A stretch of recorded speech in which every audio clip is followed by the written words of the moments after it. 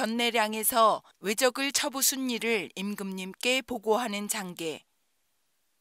1592년 7월 15일 전라좌도 수군절도사 신하 이순신. 삼가 붙잡고 뵌 일을 보고합니다. 지난 6월 10일 받은 6월 3일 수원에서 발송한 도순찰사 이광의 공문 내용은 다음과 같았습니다. 5월 22일 수결을 하고 관인을 찍은 좌부 승지 서장 내용은 다음과 같았습니다. 적선을 깨부수는 것은 병가의 최선책이다.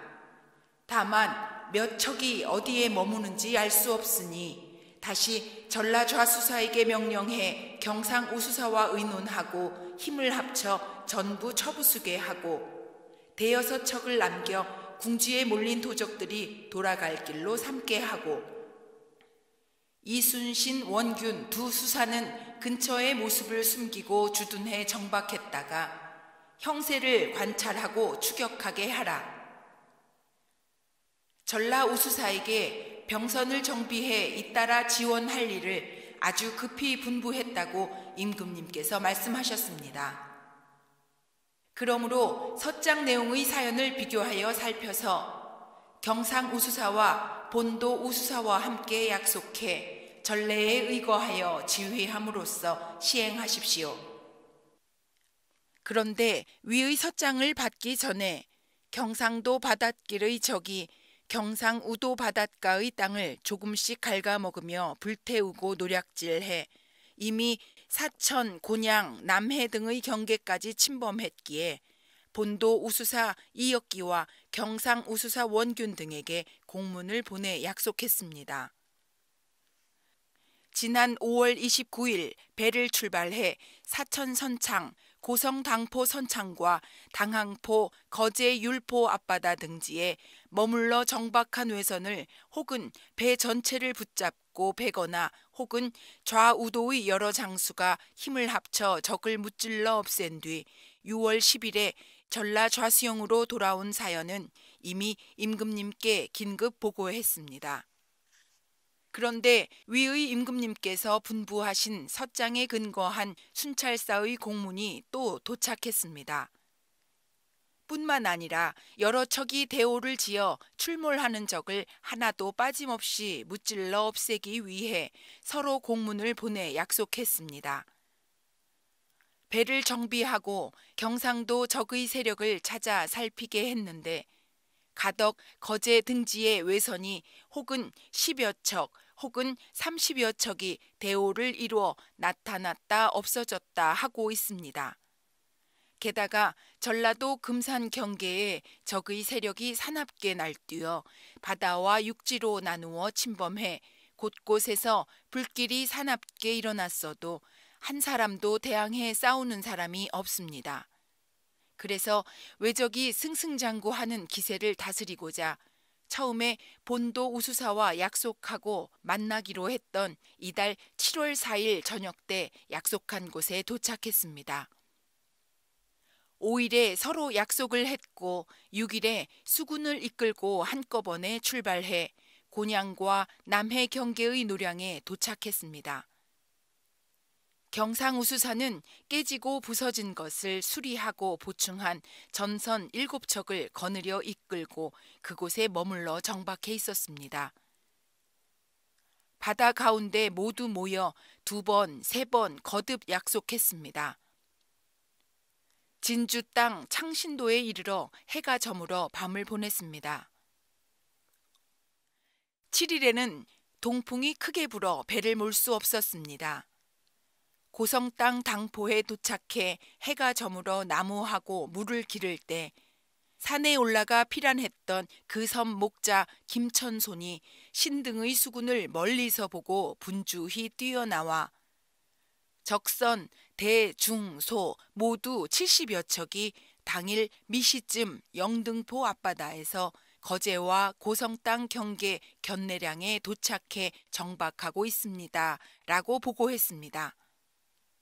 그래서 다시 여러 장수에게 단단히 타일러 경계하도록 했습니다. 8일 이른 아침에 적선이 머물러 정박하고 있는 곳으로 향했습니다. 바다 가운데 이르러 멀리서 바라보니 외대선 한 척, 중선 한 척이 선봉으로 나와 우리 수군을 살펴본 뒤에 그들이 진을 친 곳으로 돌아 들어가기에 쫓아갔습니다. 대선 36척, 중선 24척, 소선 13척, 총 73척이 열을 지어 진을 치고 머물러 정박해 있었습니다. 그런데 그곳 견내량은 지형이 좁고 험하고 또한 숨은 암초가 많아 판옥 전선은 서로 다 부딪혀 쉽게 싸우기가 실로 어려울 뿐만 아니라 적은 세력이 다하면 기슭을 의지해 육지로 올라갈 것이기에 한산도 바다 가운데로 끌어내 완전히 붙잡을 계획을 세웠습니다. 한산도는 거제와 고성 사이에 있어 사방으로 헤엄쳐 나갈 길도 없어 혹시라도 한산도에 올라가도 굶어 죽게 될 것이 분명했습니다. 먼저 판옥선 556척으로 하여금 그 선봉의 적을 쫓아가게 해 기습으로 공격할 모습을 보이게 했습니다. 외적의 여러 배가 한꺼번에 돛을 펼치고 쫓아올 때 우리 배들은 거짓으로 후퇴하며 돌아왔습니다. 그 적들이 멈추지 않고 뒤쫓아 바다 가운데까지 나왔기에 다시 장수들에게 명령해 하객 열진으로 한꺼번에 일제히 나아가 각각 지자, 현자, 승자와 각종 총통을 쏘았습니다. 먼저 그들의 두세 척을 깨뜨렸더니 외적의 배들은 기운이 꺾여 물러나 숨으려 했습니다. 여러 장수와 군사 관리들이 승리를 타고 기뻐서 펄쩍펄쩍 뛰면서 앞다투어 돌격해 나가며 전과 철환을 교대로 발사하니 형세가 바람과 천둥 같았습니다. 배를 불태우고 적을 죽이기를 한꺼번에 거의 다 했습니다. 순천부사 권주는 제 몸을 잇고 돌격해 들어가 먼저 층각 외대선 한 척을 깨뜨려 바다 가운데서 완전히 붙잡고 외장을 포함해 머리 10급을 베었고 우리나라 남자 1명을 사로잡았습니다. 광양현감 어영담도 먼저 돌격해 층각 외대선 한 척을 깨부수고 바다 가운데에서 완전히 붙잡고 외장을 쏘아 맞춰 신의 배로 묶어왔는데 죄를 묻기도 전에 맞은 것이 아주 중했고 말도 통하지 않았기에 곧바로 머리를 베었습니다. 다른 외적 모두 12급을 베었고 우리나라 사람 1명을 사로잡았습니다. 사도첨사 김호환은 외대선 한 척을 바다 가운데서 완전히 붙잡고 외장을 포함해 머리 16급을 베었습니다. 흥양현감 배흥립은 외대선 한 척을 바다 가운데서 완전히 붙잡고 머리 8급을 베었습니다. 또 많이 물에 빠져 죽게 했습니다. 방답첨사 이순신은 외대선 한 척을 바다 가운데서 완전히 붙잡고 머리 4급을 베었습니다. 그러나 쏘아 죽이는 것에만 힘썼고 머리를 베는 것은 힘쓰지 않았습니다. 뿐만 아니라 또 2척을 쫓아가 깨부수고 한꺼번에 불태워 없앴습니다. 좌돌격장 급제 이기남은 외대선 한 척을 바다 가운데서 완전히 붙잡고 머리 7급을 베었습니다. 좌별도장이며 전라 좌수영 군관 전만호 윤사공, 가안책 등은 층각선 2척을 바다 가운데서 완전히 붙잡고 머리 6급을 베었습니다. 나간군수 신호는 외대선 한 척을 바다 가운데서 완전히 붙잡고 머리 7급을 베었습니다. 녹도만호 정우는 층각대선 2척을 총통으로 꿰뚫었고 여러 배와 협공해 불태우고 깼습니다. 머리 3급을 베고 우리나라 사람 2명을 사로잡았습니다. 여도권관 김인영은 외대선 한 척을 바다 가운데서 완전히 붙잡고 머리 세 급을 베었습니다. 발포만호 황정록은 층각선 한 척을 깨부수고 여러 배와 협공해 힘을 합쳐 불태워 없앴습니다. 머리 두 굽을 베었습니다. 우별도장 전만호 송응민은 머리 두 굽을 베었습니다. 흥양 통장 전현감 최천보는 머리 세 급을 베었습니다. 참퇴장 전첨사 이응화는 머리 한 급을 베었습니다. 우돌격장 급제 박일양은 머리 한 급을 베었습니다. 신이 타고 있는 배에서는 머리 5급을 베었습니다. 육군 1영장 손윤무는 외소선 2척에 포를 쏘고 쫓아가 산으로 올라갔습니다. 5영장 전봉사 최도전은 우리나라 소년 3명을 산채로 붙잡았습니다. 그 나머지 외대선 20척, 중선 17척, 소선 5척 등은 좌우도의 여러 장수가 힘을 합쳐 불태우고 깨뜨렸습니다. 전에 맞고 물에 빠져 죽은 자는 셀 수 없습니다. 외인 400여 명쯤은 세력이 다하고 힘이 다 빠지자 스스로 도망치기 어렵다는 것을 알고 한산도에서 배를 버리고 육지로 올라갔습니다. 그 나머지 대선 1척, 중선 7척, 소선 6척, 총 14척 등은 맞붙어 싸울 때 뒤떨어져 있다가 멀리서 배가 불타고 머리가 베어 죽임당하는 상황을 바라보고 노지를 재촉해 달아나 숨었습니다. 내내 맞붙어 싸워 장수와 군사들이 피로했고 해도 이미 져서 어두워져 끝까지 쫓아갈 수 없었습니다.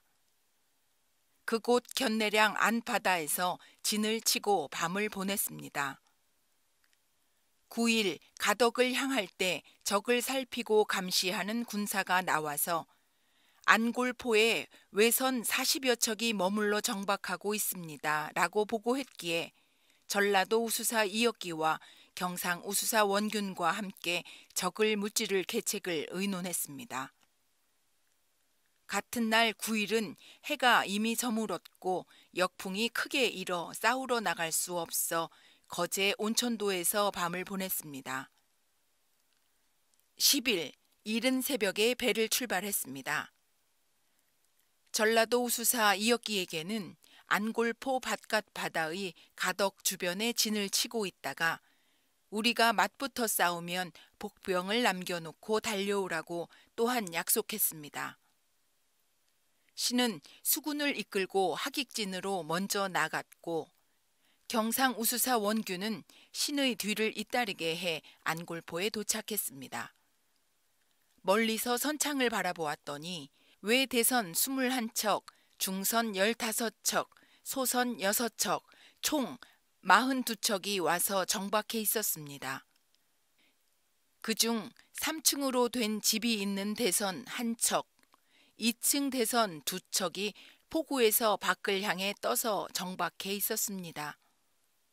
그 나머지 배는 물고기 비늘처럼 차례로 열을 지어 정박해 있었습니다. 그러나 안골포는 지형의 형편이 좁고 얕으며 바닷물이 물러나면 육지가 되어 판옥대선이 드나들기가 쉽지 않았습니다.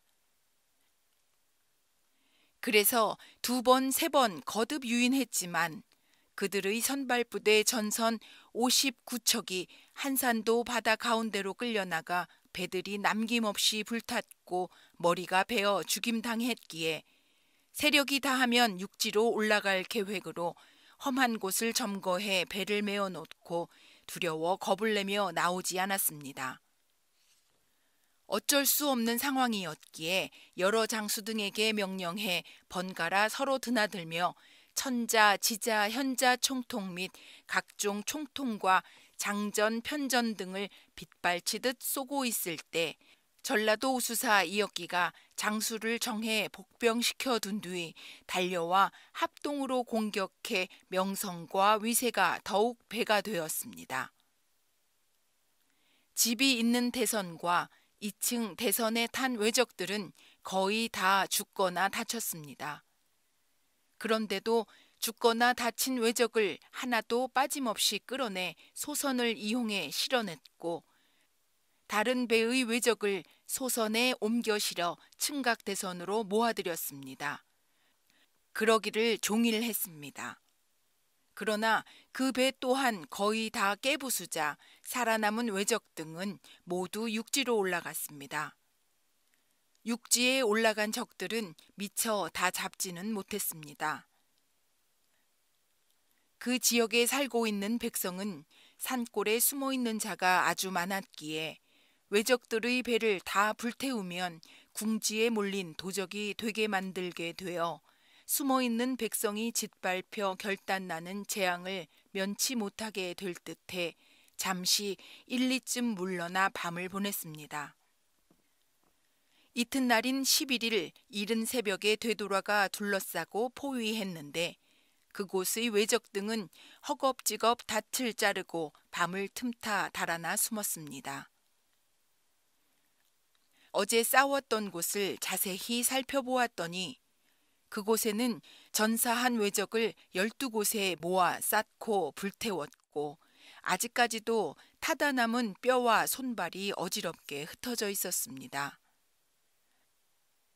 안골포의 성 안팎에는 피가 흘러 땅에 가득했고 곳곳이 붉은색이었습니다. 왜적이 얼마나 죽고 다쳤는지는 다 셀 수 없었습니다. 11일 4시쯤 양산강, 김해포구, 감동포구를 모두 수색하고 살폈으나 적의 모습이 어디에도 없었기에 가덕 바깥쪽에서 동네 모른 데까지 배를 열을 지어 진을 치고 군대의 위세를 엄하게 보였습니다. 또한 적선을 정탐하고 감시해 많고 적음을 와서 보고하도록 하게 했고 가덕 응봉, 김해 금단곳 연대 등지에도 정찰과 높은 곳에서 적을 감시할 군사를 번갈아 정해 보냈습니다. 11일 술시쯤 금단곳에 정해 보냈던 높은 곳에서 적을 감시하는 군사 경상우수영 수군 허수광이 나와서 다음과 같이 보고했습니다. 그 연대에서 적을 살피고 높은 곳에서 감시하려고 올라갈 때 봉우리 아래 작은 암자에 한 늙은 승려가 있어 이끌고 연대로 갔습니다. 양산, 김해 양쪽 강 깊은 곳과 두 고을을 멀리서 살폈더니 적선이 나뉘어 정박해 있었고 두 곳 합계는 아직도 100여 척이었습니다. 본 것은 그와 같았습니다. 그 승려에게 적선이 가고 머문 것을 물었더니 전하는 말의 내용에 요즘에 날마다 50여 척 혹은 대오를 지어 연이어 11일까지 일본에서 그 강으로 들어왔는데 어제 안골포에서 맞붙어 싸울 때 포 쏘는 소리를 듣고 지난밤에 다 도망쳐 돌아갔고 다만 나머지 100여 척이 있다라고 했습니다. 왜적들이 무서워 떨며 달아나 숨는 상황을 알 수 있었습니다. 같은 날인 11일 해질 무렵 천성보에 도착했습니다. 잠시 머물러 있으면서 왜적들에게는 우리가 오랫동안 주둔할 계획처럼 보이게 하고 밤을 틈타 군사를 돌렸습니다. 12일 4시쯤 한산도에 도착했더니 거제도 군사와 백성 등이 이미 한산도 땅에 올라간 왜적들 중 연일 굶주려 걸을 수 없어 강변에서 피곤해 지쳐 졸고 있는 놈들 머리 세급을 베어 놓았습니다.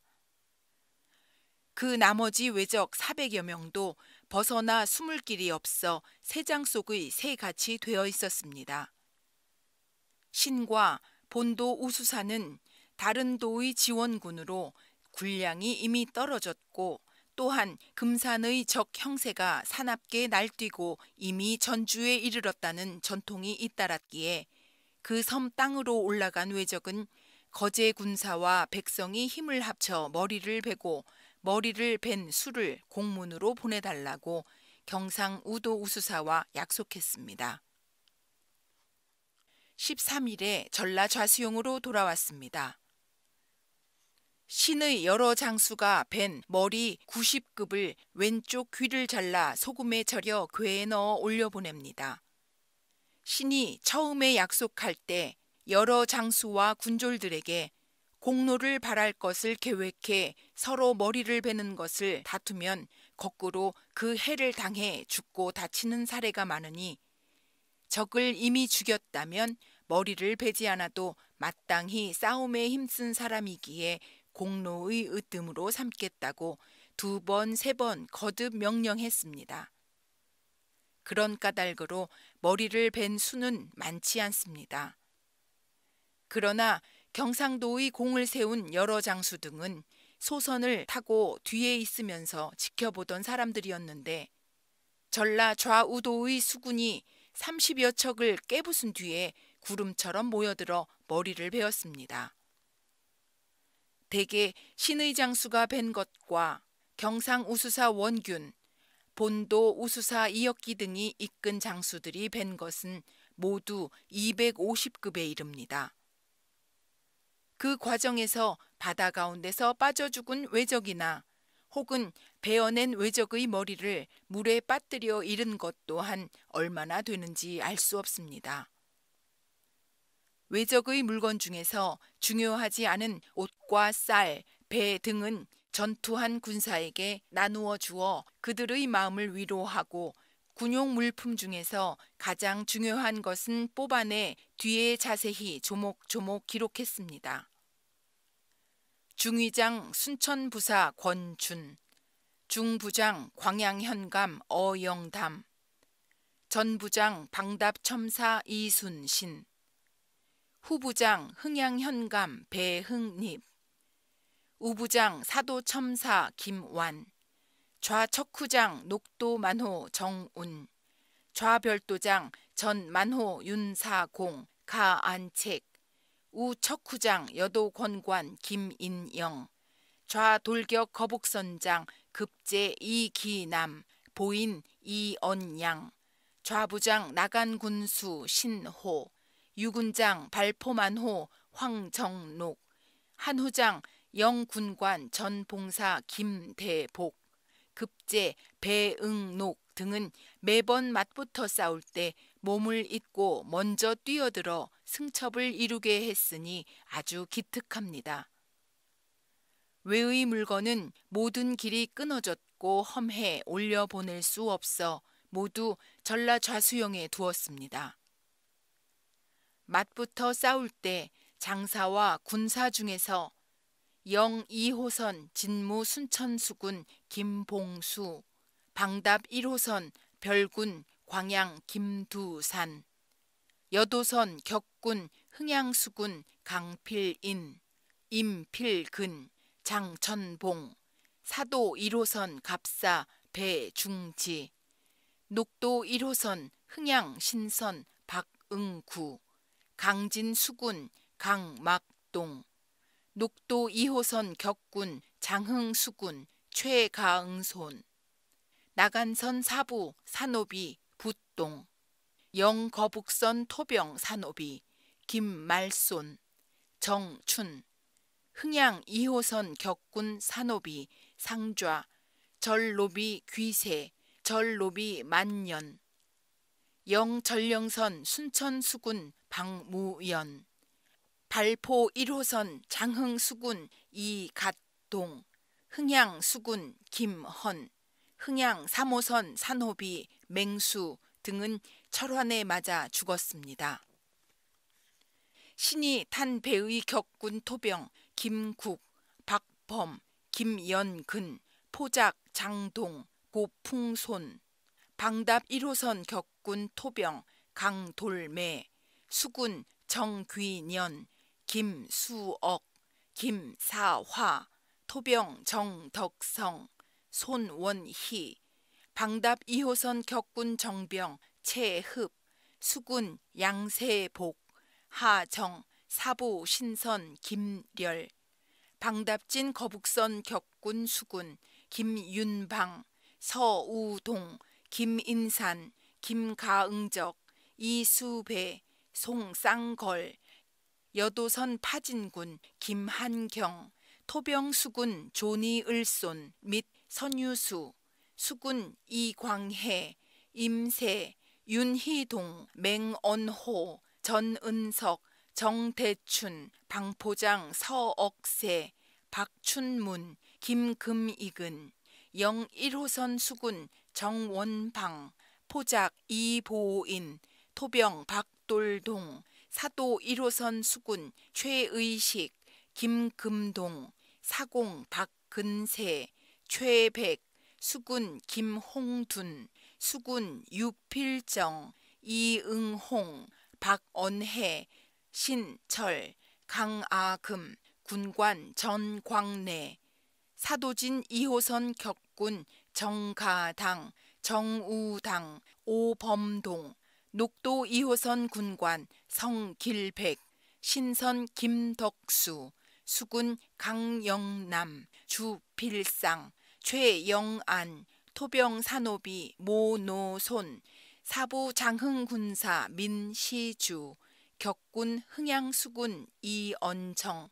나간 1호선 격군 포작 업동, 세천, 이담, 손망용, 나간군 2호선 사부 김봉수, 포작 화리동, 장군 박여산, 남자 산호비 난손, 보성선 무상 오흔손, 격군 남자 노비 부피, 흥양 1호선 포작 고읍동, 남문동, 진동, 남자 관노비 지남, 흥양현 2호선 방포장 정병 이난춘, 사군 산호비 오모세, 격군 산호비 풍파동, 남자 노비 대복, 김손, 보인 박천매, 남자 산호비 팔년, 남자 노비 흔매, 매손 극지, 보인 박학곤, 광양선 도훈도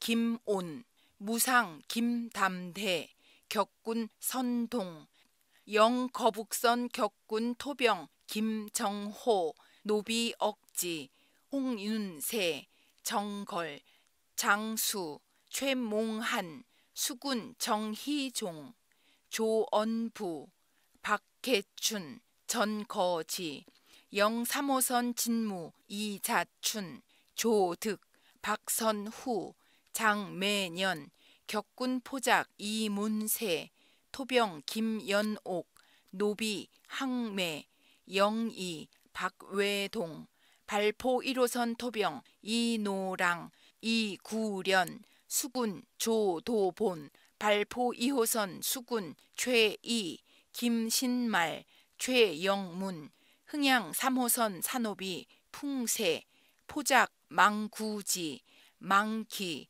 흔복 등은 철환에 맞았으나 중상은 아닙니다. 위의 사람들은 화살과 돌을 무릅쓰고 죽을 결심을 하고 나아가 싸웠기에, 혹은 죽었고 혹은 다쳤기에 죽은 사람의 시신은 각각 그 장수에게 명령해 별도로 소선에 실어 고향에 돌아가게 해 장례를 치르게 했습니다. 그들의 아내와 자식들에게는 다른 구제를 위한 특전처럼 베풀어 주소서. 중상이 아닌 사람들은 약물을 대주어 충분히 구호하고 치료하도록 특별히 엄하게 단단히 타일러 경계하게 했습니다. 녹도 만호 정운이 붙잡은 거제 오양포 포작 최필에게 진술받은 내용은 다음과 같았습니다. 그들에게 붙잡힌 것이 오래되지 않고 말소리가 서로 달라 그들이 말하는 것을 잘 알아들을 수는 없었습니다. 다만 때때로 전라도 군대가 전날에 배를 불태우고 머리를 베어 죽였다처럼 말하면서 칼을 휘두르며 용기를 뽐내기도 했습니다. 그 말과 얼굴빛을 자세히 보거나 그 행동을 살펴보면 오로지 곧바로 전라도를 향할 계획으로 거제도 견내량에 와서 정박했다가 패배한 것입니다.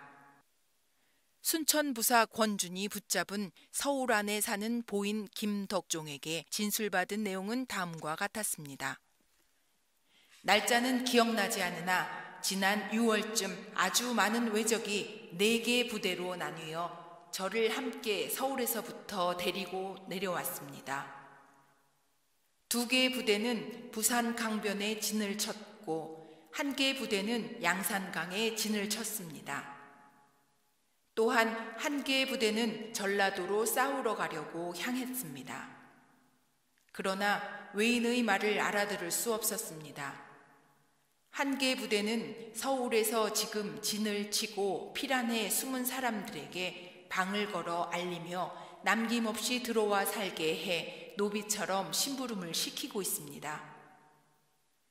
저를 이끌고 온 외장은 이번에 맞붙어 싸울 때 죽임을 당했습니다.